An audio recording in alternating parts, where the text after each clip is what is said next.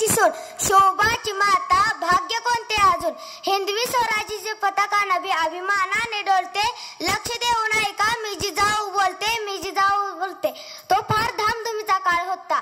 महाराष्ट्र चहूबाजूने शत्रूने वेढला गेला होता। शत्रू गोरगरीब रयतेवर जुलूम करीत अत्याचार करीत अशा या काळात पारतंत्र्यात यश स्वाभिमान कीर्ती आणि मातृत्वाचा देणं लाभलेल्या लखुजीराव जाधवांच्या घरी महाराणींच्या पोटी आमचा जन्म झाला। 4 भावंडाच्या पाठीवर हे कन्यारत्न जन्माला आले म्हणून हातीवरून साखर वाटण्यात आली। केवढे ते कौतुक हो। आजच्या माझ्या बहिणींनो मातांनो तुम्ही स्वतः किती जणी आपल्या मुलीचे खुल्या मनाने स्वागत करता। हातीवरून साखर वाटण्याचा काळ गेला हो पण खुल्या मनाने स्वागत करणार मुलीचे स्वागत करणाऱ्या माता ही खूप कमी। ही खंत आज मी व्यक्त करते। मातोश्री महाराणींनी आम्हाला 6 वर्षाचे ज्ञान दिले। रामायण महाभारत सोबतच नामदेवांच्या गाथा हे आम्ही ऐकले समजून घेतले होते।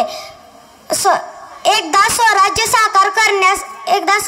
साकार करण्यासाठी बलिदान दिलेले एका सरदाराच्या पत्नीला काही कर्मठ लोक सती जाण्यासाठी भाग पाडत होते।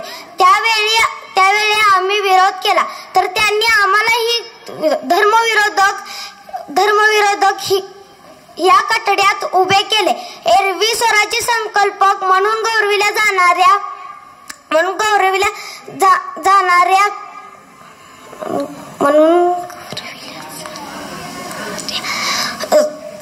अंगणातील तुळस गोट्यातील गाय घरातील माय यांच्याकडे जर कोणी वाकड्या नजरेने पाहत असेल तर त्यांची गाय केली जाणार नाही अशी शिकवण आम्ही शिवराज्यांना दिली। आमच्या मनात तयार झालेली हिंदवी स्वराज्याची संकल्पना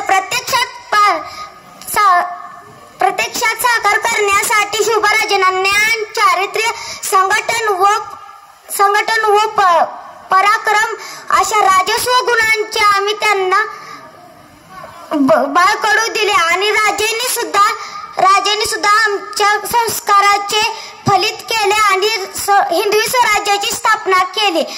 आम्ही पाहिलेलं हिंदवी स्वराज्याचं स्वप्न त्यांनी पूर्ण केलं। त्यांच्याविषयी जेव्हा बोललं जातं एक होते राजे शिवाजी, भीती नव्हती जगाची, पर्वा नव्हती परिणामांची, साथ होती आई भवानी व जिजामाताची। मुहूर्त